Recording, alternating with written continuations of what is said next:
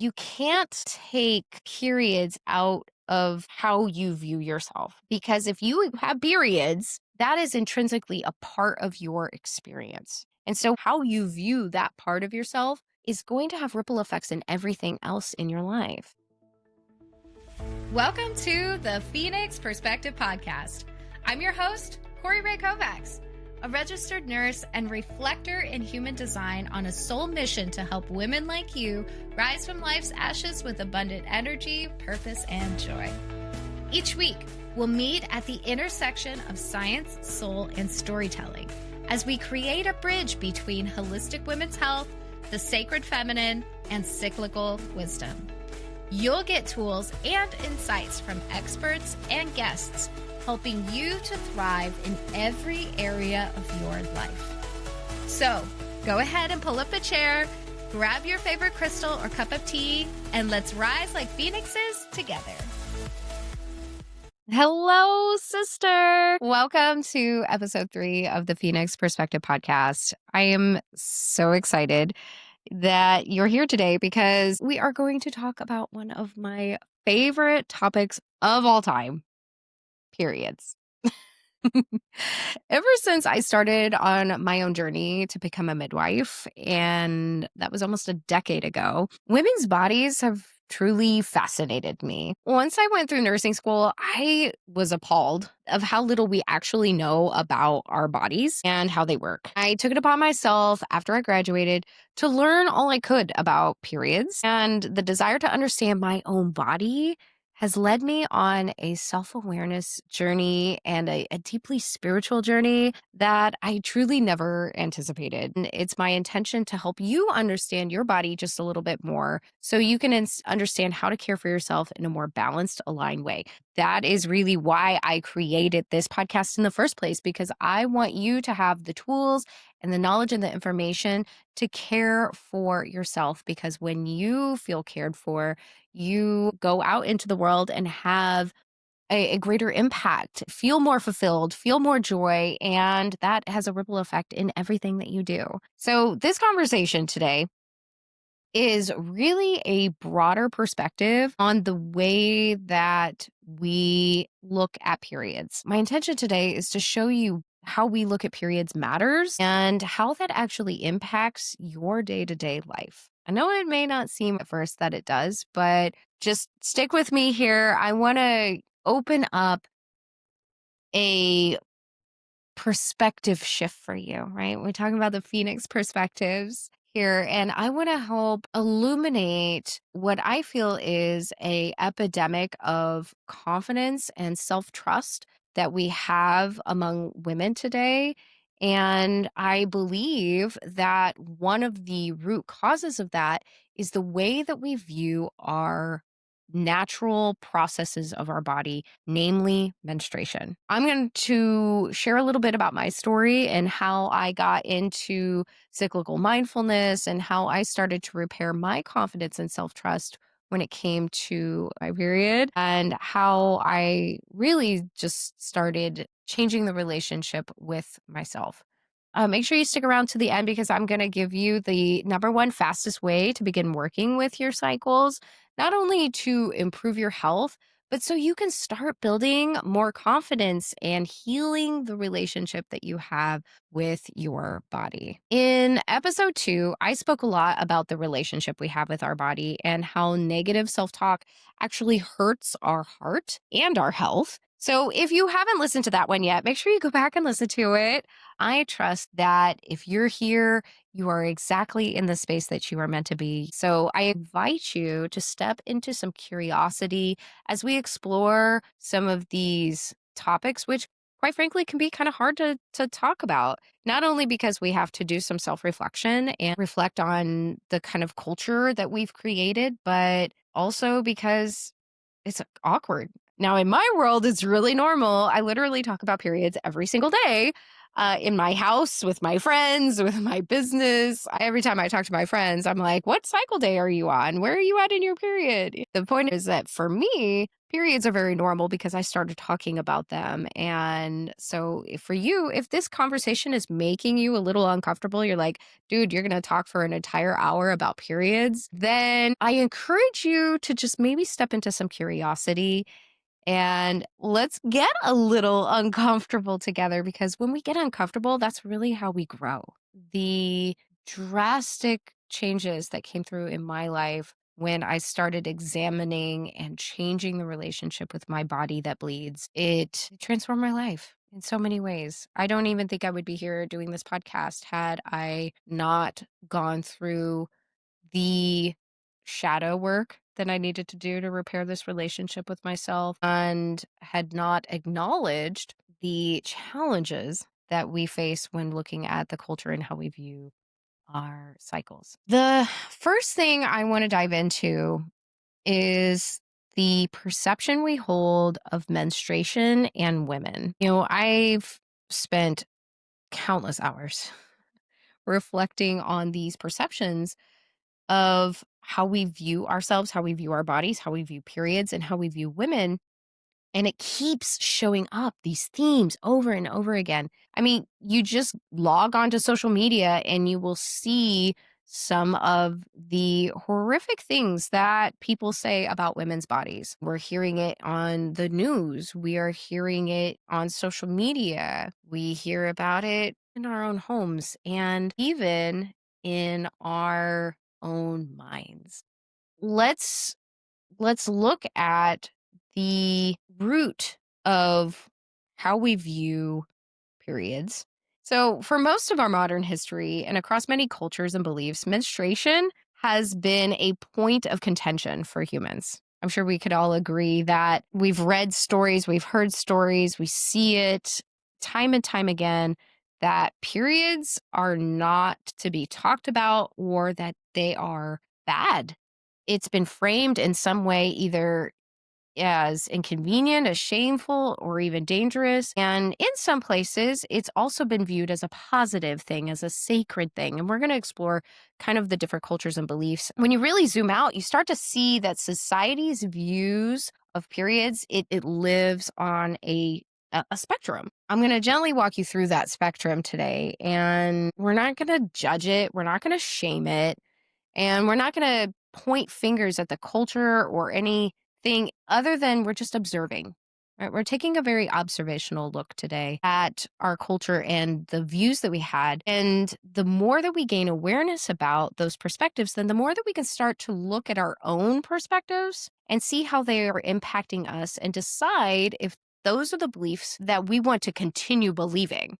So, by examining these with a curious eye and with a non judgmental eye, then we can really start to make those changes and start growing in our own lives and start to understand how these beliefs may have shaped the way that you view your body. So, on this end, right, on this end of the spectrum, periods are seen as sacred. Menstrual blood is viewed as a life force, and the womb and the person who has the womb is seen as an oracle. The bleeding woman is understood to be moving through a powerful, initiatory, intuitive, and spiritual time while she is on her bleed. And in cultures like this, where women are encouraged to rest when they bleed, or they're encouraged even to consult their own intuition, their oracles, right? When they gather together at that time to rest, now you see that the women are more protected. Their emotions and their insights are listened to instead of being dismissed. Currently in our culture, you really kind of see this kind of viewpoint of our blood as being sacred in a lot of the priestess spaces, teachings of Mary Magdalene, of Isis, Hathor, Inanna, Venus. You see that there's a tie between the goddess worship and the acknowledgement of woman as being the carrier of life and seeing menstrual blood as a necessary part of that creation process. This community of people who are viewing periods as sacred is very small, but it's growing. I think there's a grassroots movement that's happening right now, and I believe that I'm a part of that. And if you're here listening to this, then you might be part of it too. That we're meant to see and remember things, and that we're finding the portals, so to speak, back to our rememberings of our roots, of our past lives, of the codes that are encoded within our DNA, of the frequencies of the feminine, right? There's other things too that are of that domain, like childbirth and menopause. And, so there's things that we experience as women, as womb holders, that others do not experience. And so, therefore, it is in that domain. And when you start to see these domains, these feminine domain pieces as holy and sacred, now suddenly the way that we treat the ones who are doing those things now becomes much more sacred and holy. We also see these more positive or even sacred viewpoints on menstruation in ancient cultures like Egypt, also pre-Christian Europe, as well as native traditions in both America and in Australia and New Zealand, as well as tantric teachings. And it was understood that menstrual blood has a spiritual power to it, and that the womb carriers, the women, are givers of life. So if you're growing up in an environment where your periods are seen as sacred, that impacts how you view yourself. This is the nuance here that I want to help you see and help you understand, is that you can't take periods out of how you view yourself. Because if you have periods, that is intrinsically a part of your experience. How you view that part of yourself is going to have ripple effects in everything else in your life. Let's just say you're a young woman, right? Who grows up and sees the older women around her honor their blood. They rest when they bleed. They see the men protect the women and make sure they have the rest and they have the care. Now, suddenly, when they come of age and they go through menarche, they feel the connection there. They see that it's a part of their culture. So they internalize those stories, and that becomes their internal dialogue. Like, my body is wise, and my cycles, my period, it matters. The way that I show up in the world matters, even when I'm on my bleed.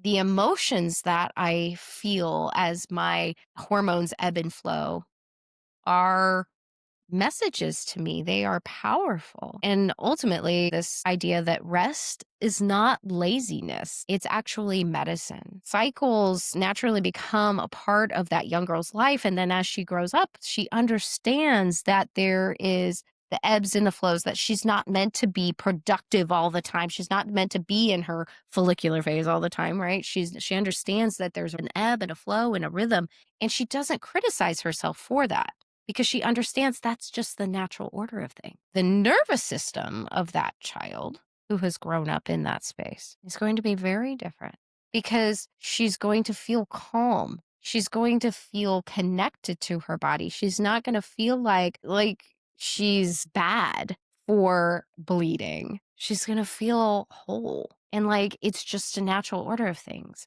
And even regarding it as sacred, or regarding her blood as holy, I mean, what a beautiful thing for her to be able to connect to herself. I've created a space in my house where my daughter is growing up around a mom who honors her bleed. And I might get teary eyed on this, because when she sees me put my crown on and she knows that I'm bleeding, she meets me with so much gentleness and compassion. And she hasn't gone through menarche yet. She's close. But the beautiful thing is that she knows that it's a part of her life. And she knows that there's different ways that we rest and different ways that we interact throughout the month. And I talk about it with her all the time. She might still have struggles that she'll have to go through. But one thing I do know is this, is that She's not afraid. I even asked her a couple of days ago, "Are you gonna be afraid of the blood when you start bleeding?" And she's like she looked at me kind of weird, and she's like, "No, why would I be afraid of it?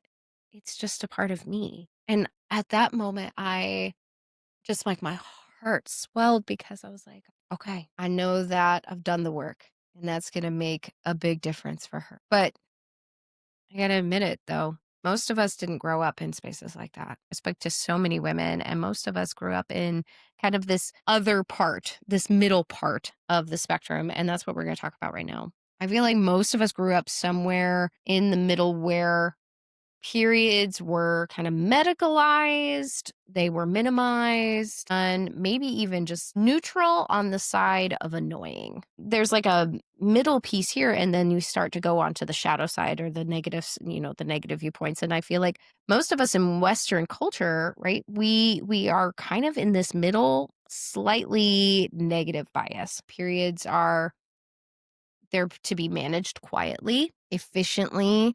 They are mostly seen as an annoyance or something you just have to put up with every month. Or if you don't want to have a period, you can just take a pill or a shot and then they'll go away. We also are taught to ignore the messages of our periods. Like if we have cramps, for example, we're taught to just take a Midol and get on with your day. We're basically expected to just go about our day the same normal that we're doing every other day, pretending like we are not bleeding from our pussies, okay?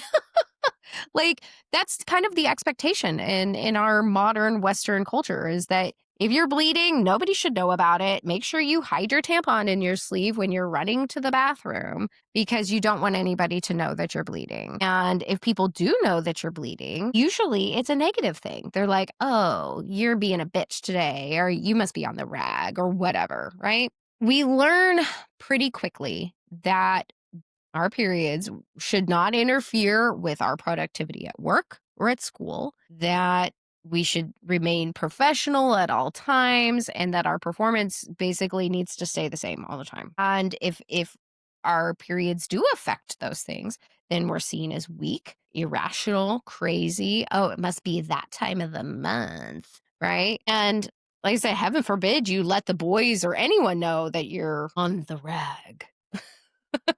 This is this is where I feel like most of us have grown up. And if you're like nodding your head, you're like, "Yep, I've heard that before." I think you're probably in a majority. We've kind of reduced them down to an inconvenience, and even a little bit gross. And then we're like, "Shh, don't talk about what? Don't talk about periods. What are you crazy? Why are you talking about your period?" That's like it makes guys uncomfortable. It makes girls uncomfortable.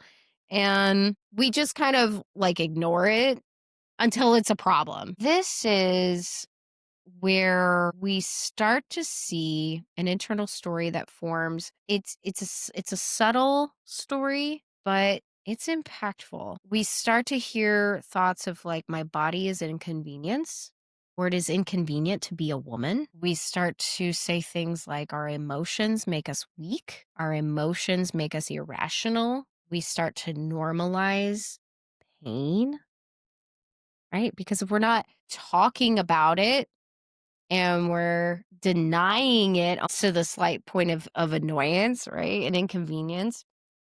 Now, when we're getting those signals about pain or problems, then they're not taken seriously. They're seen as normal. We've created a culture that has normalized period pain. And the last piece is about rest. Because if we've made a culture that says, oh, you should just basically be able to continue doing whatever you're doing, whatever your production was before your period, you should be able to do that on your period. And if that changes, then you're weak, right?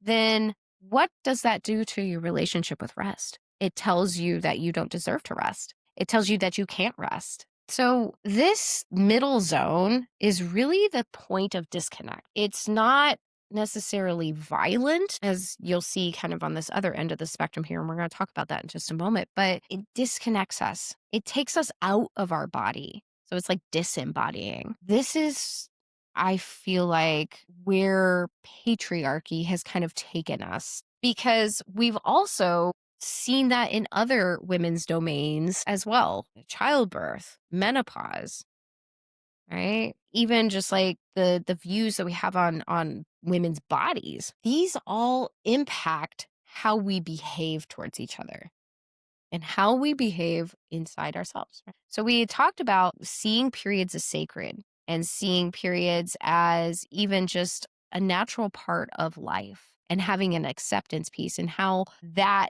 creates a culture where there's an acceptance of the ones who are having the periods. And then you transition a little bit more into the middle to just slightly slanted to the negative where the vast majority of people in this world exist. And now this is where the trust starts to break down. Because if we're denying parts of ourselves and saying, oh, well, it's an inconvenience to be a person who bleeds, then you can't just think that thought and not believe that you also are an inconvenience or that periods are gross and not have an impact on your subconscious that you also believe that somewhere along the line you are gross. You can't take those away. You can't unweave that thought. So if we're living in a constant space of disconnection from something that is so deeply tied to our human experience, then it is going to impact how we see ourselves. And I see it every day. I see it when I speak to my clients. I see it when I talk to other women. And then one of the first things I ask them is like, how do you view your period? What was the way that you grew up with that? And very quickly, they will start to see some patterns of where they've struggled with their negative self talk or where they've struggled with their images of their own body. It becomes very clear, very, very quickly that those two are connected. Are you looking for a space to raise your health and vibration with other Phoenix sisters? Then come join the Vibrant and Aligned Facebook community. Inside this free group, you'll find health tips, resources, and motivation to live a life full of joy, health, and vibrancy. Make sure to check out the show notes for the link to join or search Vibrant and Aligned on Facebook. I can't wait to see you there. Let's move to this far extreme spectrum, the other side. That's the shadow end. This is where periods and being a person who has a period becomes dangerous. These are the kinds of spaces where menstruation is seen as dirty, impure, sinful, and where women are punished or shamed or exiled or even harmed because they are bleeding. This is where we see menstrual shame being used as a justification for violence, for isolation, and for domination and control, mainly by men. And quite frankly, it's a world that most of us in modern Western cultures don't even realize still exists. This is the dark side. And we like to think that we have evolved enough to not shame somebody or hurt somebody because of a natural process of their body. But there are places where that's still happening. This shows up in extreme religious environments, in countries where menstrual exile still exists, like parts of India and Nepal, and even some places in Africa, and in patriarchal systems where a woman's body is treated as something that must be governed instead of honored. If you're a young girl and you grow up in a place where you know that being a girl means that you have brought shame to people, to your family, to your father, and that when your mother bleeds, she has to go out away from the family and go sleep in a menstrual hut that has no heat, it has no air conditioner, has no protection from the elements. It's dirty. There's no running water, there's no toileting, right? And she has to go there while she's bleeding, where she's away from the tribe, she's away from the community, and now she's very vulnerable to other people coming and hurting her. What do you think it feels like as a little girl to be growing up in that space? Knowing that you will also have to do that. Now, those internal thoughts, that nervous system becomes a very scared nervous system. The internal story says things like this: my body is dangerous, or it's dangerous to have my body. My blood makes me unworthy as a person. It teaches young girls to be smaller, to be quiet, to be less than. And so now that disconnection becomes complete, right? There that becomes a breeding ground for resentment and hatred towards oneself because everyone around you thinks that your body is wrong, that your body is shameful. And so now you internalize that. You can't help but not do that. If we are growing up thinking that our bodies are wrong, then that will impact our self esteem. That girl now is programmed to have a body, to have a nervous system that's programmed for fear and hypervigilance, disassociation, and shame. No matter where on the spectrum people grow up, the attitude towards blood and menstruation, it impacts how women and girls are treated. That's really the bottom line here. Negative or violent attitudes towards periods are not innocuous. Every single one of them shapes how a woman learns to see herself. I offer you this insight.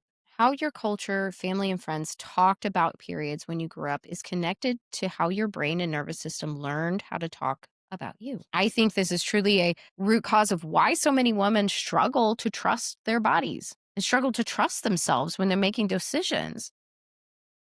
It's not so far-fetched. This is, like, really kind of deep in there, but it's a part of it. A part of why rest feels unsafe and why your intuition, you doubt it or why when our cycles are seen as inconvenience, we start to believe that we also become an inconvenience, and then we start making up for that through people pleasing or fawning. When I first started evaluating the relationship with my own body and my cycle, I was in a really challenging place when it came to my bleeds. I talk very openly about my experience with polycystic ovarian syndrome and having irregular cycles and the challenges I had with my fertility. I only have one daughter, and that was because I managed to only get pregnant with one. And it wasn't for lack of not wanting more. I had a very, very negative view of my period for a long time. The whole 10 years I was in the military, the culture in the military certainly sees periods as an inconvenience. Being a woman is an inconvenience. So they put you on birth control because then that means that you don't have all the messy side effects of having a period, right? I mean, you have bleeds, but I mean, the emotional ups and downs and the risks of getting pregnant and all the things, right, that comes with that. Into the military, periods are bad for business. So I spent my entire 20s on a pill pack and didn't even really think about it. I grew up in a space where periods were just, whatever. They were just a part of life. It wasn't such a negative view, but it certainly wasn't positive either. It was just like, there it is. It's just a period. And it wasn't until I came off birth control and wanted to get pregnant, that periods became a very big deal for me. First off, being on birth control masked my PCOS symptoms, so I didn't even know I had it until I came off of birth control. And when I did, I was flooded back with all of the problems I was having. So the irregular cycles, the painful periods, oh my God, how painful they were. The acne, but I I knew something was not right. So I started tracking my cycles and doing the best I could to track them when they came and started to change the relationship with my periods a little bit at that point. Because my periods came so rarely, and I knew that if I wasn't having periods, I wasn't going to be able to get pregnant. Newsflash, that's how that works here. If you're not having periods, then you're not ovulating. And if you're not ovulating, you can't get pregnant. So I started to see my periods as blessings. Even though they were painful, even though they were irregular, I started to soften my viewpoint on my cycles. I think that experience of going through infertility really laid the foundation for me to start seeing my periods in a very different way. Now, it was many years later when I started tracking my cycle and using the cycles journal tracker. That was 2022 when I started using that journal. And a big reason for that was is I wanted to understand my cycles, which were very irregular again. I was really having a lot of problems and I wasn't getting answers from my healthcare providers. And so I started tracking, but I still had a pretty negative view on my period. I used to say some really awful things to myself about my period. I remember when I was really struggling with the painful cramps and stuff. And this is so vulnerable here. But I used to wish that I had a shotgun and that I could shoot my uterus out. I would say that. I would say those words to my ex-husband. And I think about that now and it breaks my heart. But I also know too that I didn't know better and I didn't realize how much that kind of language and speaking to myself that way and speaking to my womb that way, how much that was hurting me. Or not a lot of time passed before I started to see my blood as a natural part of my body, and I started to appreciate it more. I started to connect with my womb and my spirituality, my gifts, and I started to see the reflections of the seasons within me and the seasons outside of me. Started to see them all connected. And so what emerged was almost like a spiritual practice. It became a devotional. And through that discovery, through that self awareness and curiosity that I cultivated in that fertile ground of just wanting to understand myself more, I started to heal the negative words that I said to myself. My confidence grew. I started sharing with others the things that I was learning. And I started a group called the Red Tent Society. And I started talking about periods. And then next thing I know, I'm like teaching women about periods and I started a business and I started doing menstrual paintings and teaching my daughter and just like unfolded to this beautiful space. And now I have the opportunity of supporting women and teaching them how to get to know their cycles and how to take care of themselves throughout their cycle. And this is a journey that I never thought that I would be on, but it's beautiful. This has been an incredible conversation so far. And if you're a woman who's looking to create her most vibrant life, tune in for just a couple moments. Have you been struggling with fatigue, cravings, or maybe you're seeing chaotic periods or just feeling disconnected from your body's wisdom? If so, it might be time to get some soul sister support.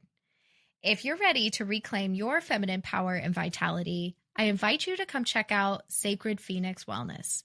At Sacred Phoenix Wellness, I help soul led women like you to lose weight, repair your hormones, and get your energy back so you can meet life's challenges like the powerful phoenix you are. Using a science based, feminine led approach, I'll support you to create a hormone loving lifestyle that actually works with your body instead of against it. If you're ready to feel like yourself again and rise into a stronger, clearer, and more alive version of you, go to sacredphoenixwellness.com and apply to work with me. Your vibrant life is waiting. Now, let's get back to the show.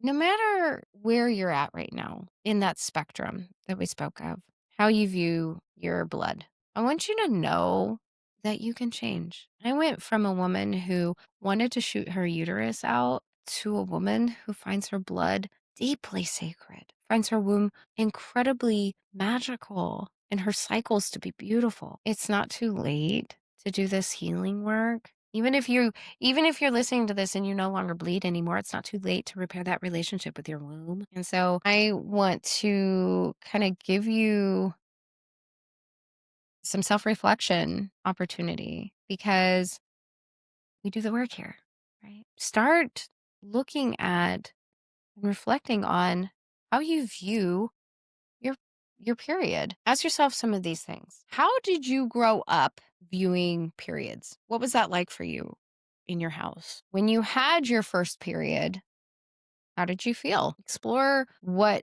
that story is. Maybe write that as a story. I encourage you to reflect on how you view your period now.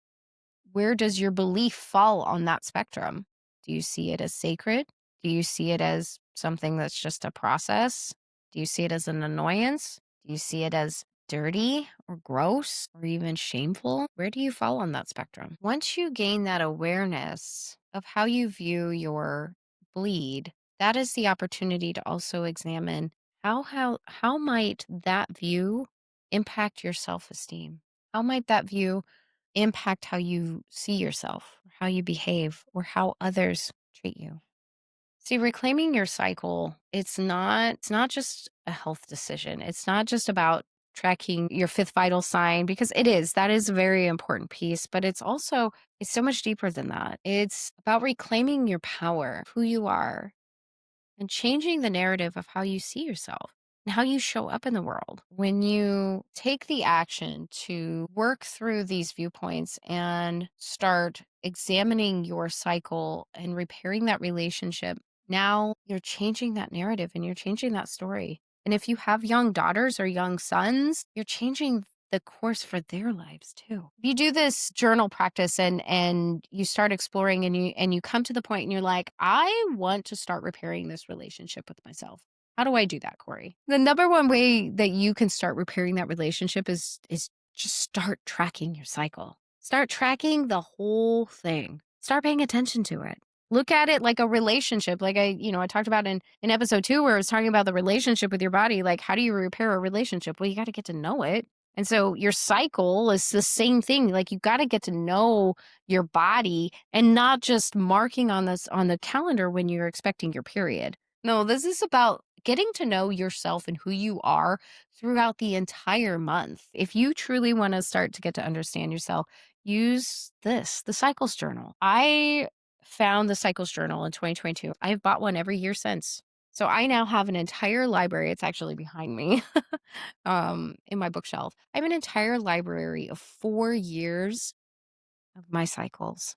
And I have been able to see the changes and the transformations that have gone through my life in the reflections in my bleeds. It's not just tracking your blood, but it's about understanding who you are throughout the month. It's about honoring yourself and making sure you give yourself space to rest and for self-expression and creativity and socializing and sexy time and all of those things. When people start paying attention, that's when things change. What if the way that we come back to peace and reduce violence towards women? What if one of the pieces is this? What if we start healing something that we didn't even realize was broken because it's been so long and so deeply ingrained in our society that we don't even realize how toxic it is? But what if you can change that just by you taking the time to get to know yourself and your body a little bit more?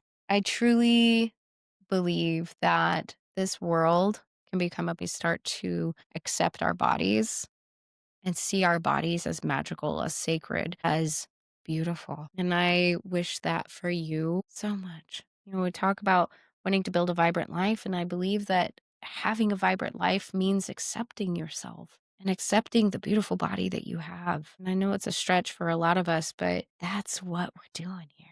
We're shifting our perspective. We're rising as phoenixes. As we wrap up here, I encourage you to get curious. Get curious about yourself. Get curious about your cycle. Go do the journal prompts. Go order your cycles journal. Start learning about your beautiful body, your beautiful blood, your beautiful self as a cyclical being. Like LeVar Burton says, don't take my word for it. Like, go do it for yourself and see. Treat it as an experiment. You are an incredible human being. And I will hold a stake in the ground for you. I will hold this piece, this beautiful gem for you. This place where you see your body as beautiful and your blood is magical. I will hold that little gem for you. And I believe that when you start to reconnect with your womb, reconnect with your cycles, that there is wisdom there for you to uncover. And it's only for you, but you got to go dig for it. You got to go look for it. It's like a treasure hunt.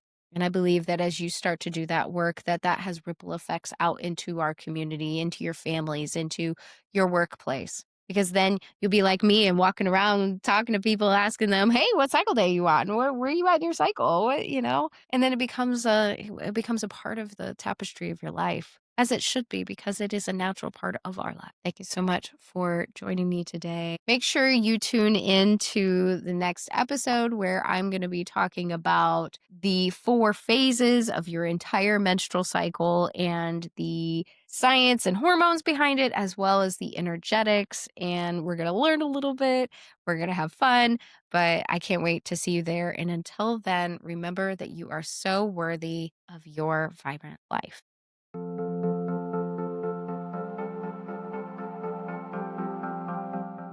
Hi, of course, if you stuck around for the card reading, I'm glad you're here because I cannot leave you without having a card reading for the week. So remember, this card is for the collective, for all of my Phoenix sisters out there. And if something resonates with you, then girl, it was meant for you. And if it doesn't resonate, then just pass it on. Pass it on to the next sister who it was meant for. So today, I'm using the Rose Oracle deck, and this is the card that is coming through today. So, this is the Rose Thread card. This is all about the inner call, being soul led, the mystic, and living courageously.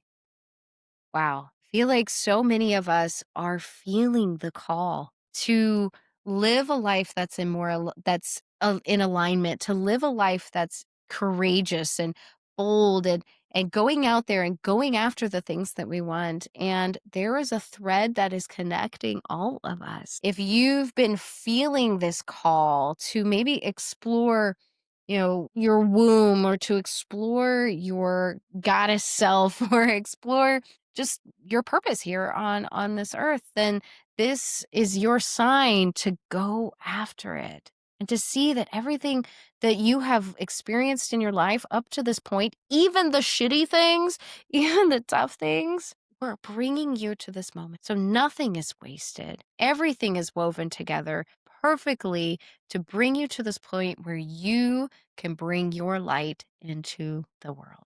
So make sure you go out there, live courageously, connect with your heart and your soul and your womb, and remember that this life, this one beautiful life that you get to live, is so precious and unique, and your light is needed.